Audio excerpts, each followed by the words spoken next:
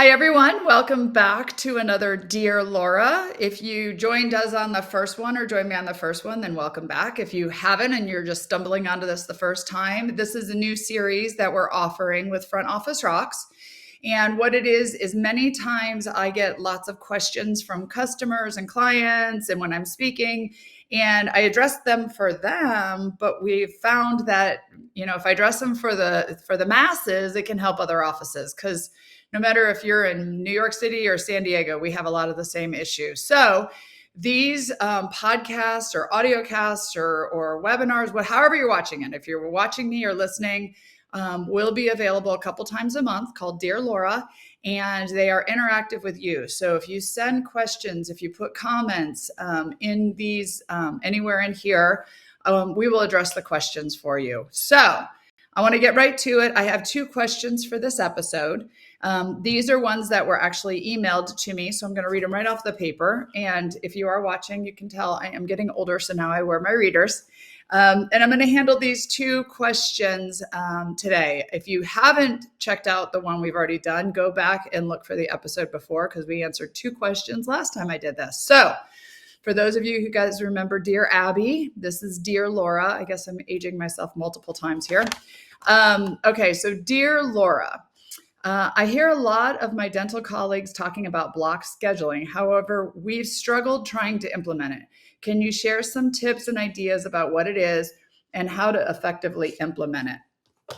So if you haven't watched the last episode or you haven't seen me speak, you will know that I always start with why something's important and defining what it is. Because many times we hear the terms block scheduling, for example, scheduling for production, and it sounds good. And you hear somebody say it from the front of the stage, but we really don't understand what it is and why it's important. Okay. So block scheduling for production, there's multiple different names for it, has been around since way before me. I mean, I'm sure Linda Miles, the original dental consultant, and Lois Banta, and all of them have been talking about it for many, many, many, many years. It has not changed. But basically what the concept is behind block scheduling or scheduling for production is that you are building your schedule in such a way that it is going to help you hit your production goals, and you are blocking spots in your schedule for what we call primary appointments, which I'll talk about in a second. So it's kind of like if you take it out of dental for a minute and you put it into your regular life. You hear motivational speakers and the how-to books talk about scheduling in your schedule the things that are important. If we don't put it into our calendar, it's not going to happen. And many times when we try to squeeze it into our calendar, we have to squeeze it into regular life, and we don't give the important things full attention. So if you really want to make sure you're going to the gym, put it in your schedule. Block time for vacation, block time to spend with your family. Those are the important things in life. Well, it's the same thing in the dental office. We need to block our schedule. We need to put in spots and times in our schedule for the important appointments, the larger appointments. Okay. Now, why do we need to do that? The reason we need to do it is if we don't block the schedule in the dental office, we're just going to fill it with anything, right? Your team is just going to, put a patient there, put a patient here, put a patient there. And what happens is we then run in effect of our schedule, meaning the schedule runs us, meaning we're running around like chickens with our heads cut off, trying to see so many patients. And at the end of the day, we're exhausted and we didn't even hit our goals, right? Or we didn't even get close to our goals. If you back it up and you actually block your schedule and you have certain times in the day for certain things and you schedule according to those blocks, not only will we be in more control of our schedule, meaning we will run the schedule, it won't run us. We'll have a happier team, we'll have a better culture, we'll have happier patients, and we're going to hit production goals. Because typically, when we block our schedule, we're going to block for the important appointments, okay? Well, typically the important appointments are our larger dollar value appointments, which we call primary. Okay. So our primary appointments are going to get blocked in the schedule first. Typically, our primary appointments are our larger appointments, right? Larger length of time and their high dollar value.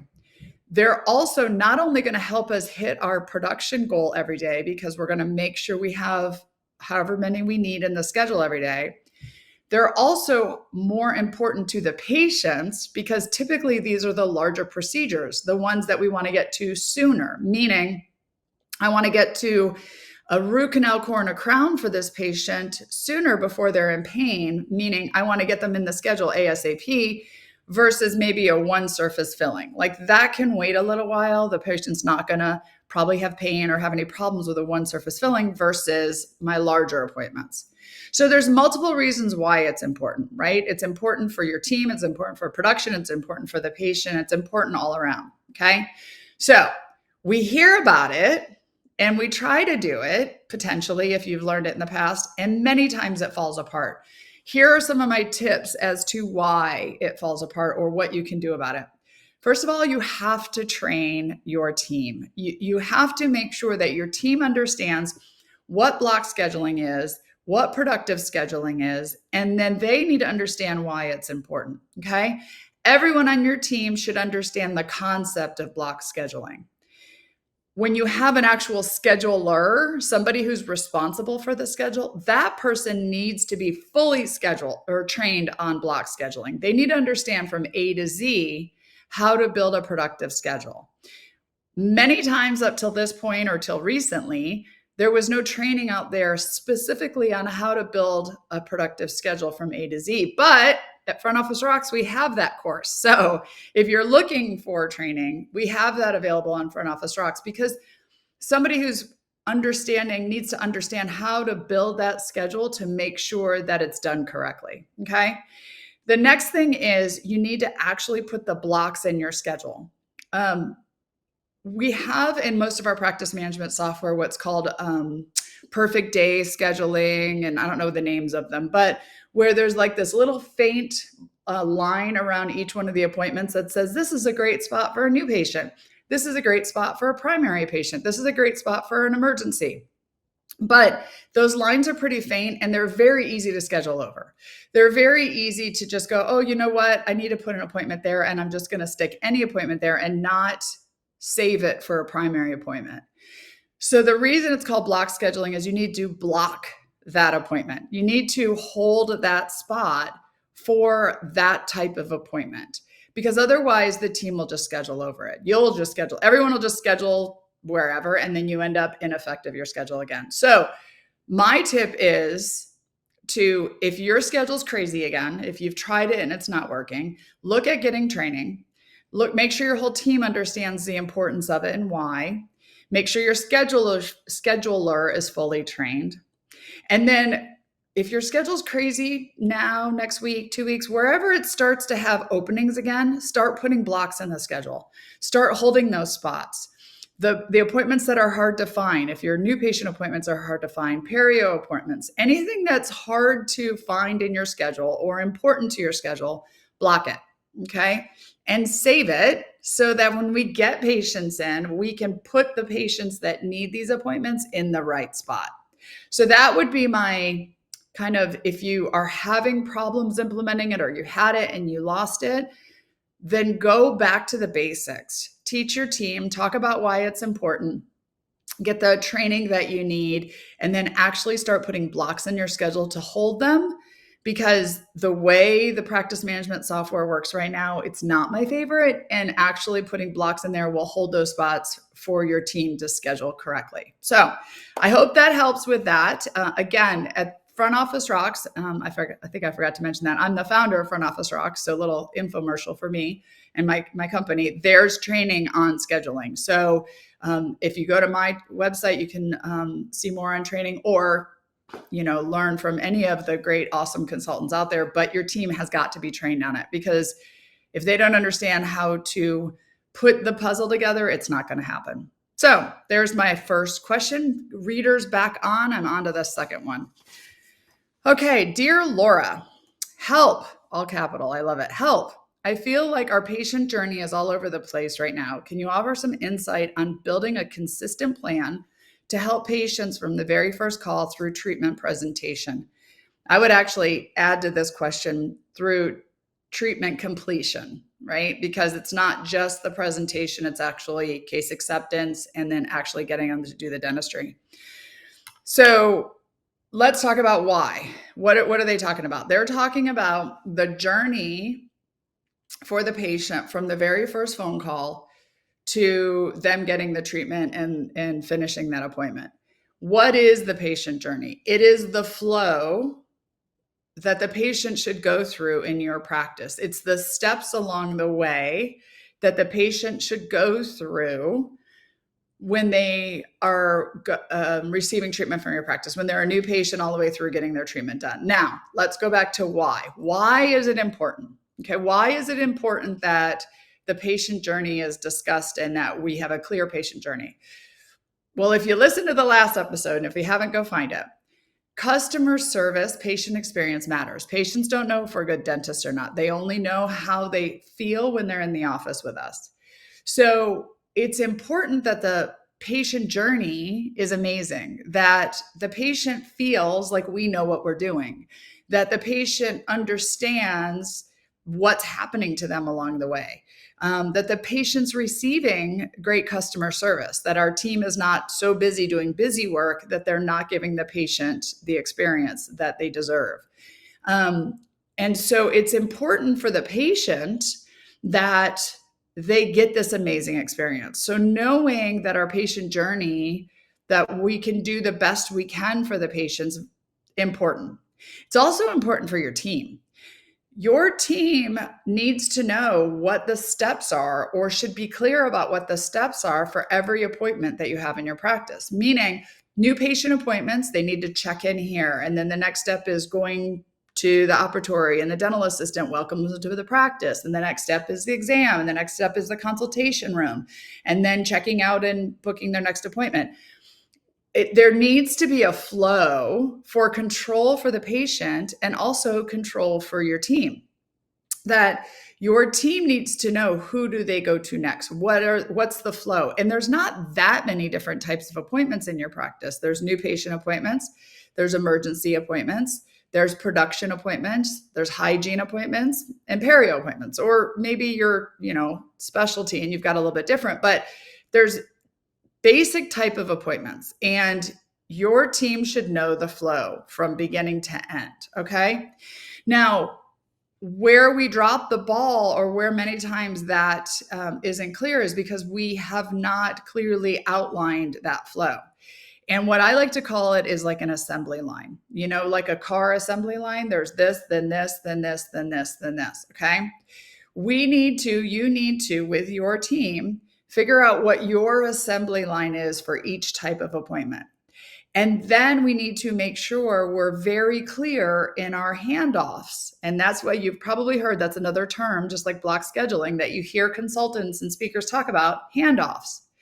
But the idea with a handoff is that we're taking them from one step in the assembly line to the next step in the assembly line. And when they move from one step in the assembly line to the next step, the important information and data and things that happen and whatever in this step that happen gets transferred to the next person in the assembly line. And then when that person's done with the patient, they get handed off to the next person or step in the assembly line.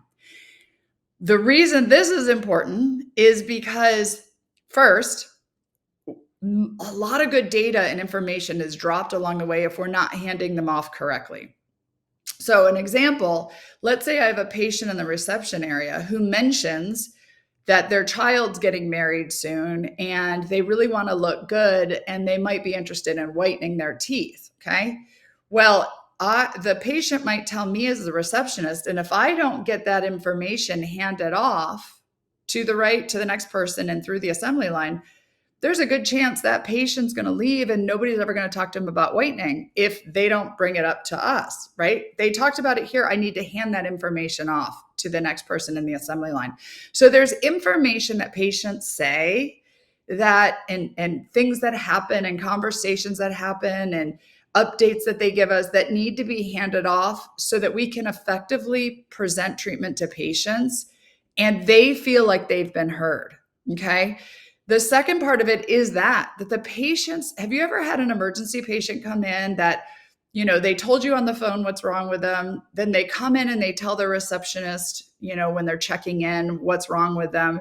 Then the dental assistant seats them in the chair and asks them what's wrong with them. And they tell us the same thing. And then the doctor comes in and asks them what's wrong with them. And they tell us, like, they've had to repeat what pain they're having 4 different times. It's like we're not communicating very well, right? So for the patient to trust us and to feel like we're in control and that they should get their treatment done with us at the case presentation time, it's important that we're communicating and taking this information through the journey. Okay. So long story short here, again, I would sit down with your team, because in this one, it's our patient journey is all over the place right now. I would sit down with your team in your next team meeting and put this assembly line together. Talk about for each type of appointment where the patient goes through the process, right? Then talk about why it's important with your team. And then practice work on handoffs, which again, at Front Office Rocks, we offer training in this. You can get training, you can go on and search more, Dear Laura's or YouTube's, or come to Front Office Rocks. We've got training, but help your team learn how to do this, because we can talk about it all day. But if our team doesn't fully understand it, if they don't know the why behind it, and if they haven't practiced it without the patients, right? Then when we actually get in front of the patients, many times we drop the ball. Okay. And let me talk about the term assembly line for a minute, because it sounds rote, right? And I talk about great customer service. My last Dear Laura, I talked about the importance of great customer service. So when I say assembly line, it sounds rote, but it's not. It's just a good way to know where a patient is in the process and the journey of our office and where they need to go next, and that we're all in control of where that patient is and what the next step is and what we need to communicate with each other and how we're going to move the patient through that, with the ultimate goal of patient acceptance and getting the treatment done. Let me take it out of dental for a minute. Let me put it into a medical situation. I'm sure every one of you have been to the doctor before, a medical doctor. I know with the last time I went to my podiatrist, and I went in and they said, have a seat. And then I sat in the reception area, and my appointment was at 2:00, and I waited. It was 2:30. Nobody's at the front desk, still waiting. I'm looking at my watch like, did they forget about me? Then they put me in the operatory. They said, the doctor will be right in with you. And I sat there for another 15, 20 minutes. I'm looking around and I'm like, did they forget about me in here? Like, do they know what's going on? I pop my head out. They're like, oh yeah, we'll be right with you. Like, nobody likes that feeling. Nobody likes not knowing, what am I doing? What's the next step? Where am I going? Right? So when I say assembly line, it's a good feeling when you know that you're in good hands. And so when our patients are in our office and we know where they are, what the next step is, we communicate it with them. We communicate in front of them to each other, a handoff, and they know we're good at communicating what happened and what was said and what the next step is. They can start to trust us more. They can start to believe that the value that they're getting from us isn't just amazing customer service, but it's also they can allow us to help them in getting their dental needs taken care of because they can trust us. So there's so many great reasons for doing it. So I would suggest that if you're kind of all over, it's probably because you have not clearly written out or talked out what the assembly line is, and then you haven't practiced handoffs. Now, I don't have enough time to go into what should be said in a handoff and when handoffs should happen. Maybe if you want to know more, put it in the comments and I'll talk about handoffs at a future Dear Laura. But we also offer that at Front Office Rocks. A handoff is not just, I'm done with the patient, please schedule him, nice to see you, Mrs. Jones, and then turn around and leave. There's actual way to do handoffs. And you need to make sure that your team understands how to do that, because that is part of the journey and the control aspect of making sure that the patient experience is amazing. So I think that, and I talk about first call to case getting the treatment done, because case presentation is just halfway through the process. Then we have to get the patient to accept it, show up, and get their dentistry done. That is the end of the assembly line. So we want to make sure that our team is clear on that, because we can present treatment all day long, but that doesn't mean they're actually going to show up and get the treatment done. So we want to make sure that's super clear to our teams. So on that note, I hope those two got your wheels spinning, got you thinking. Please, if you've got comments, if there's things that I said that you want to talk more about, I would love it.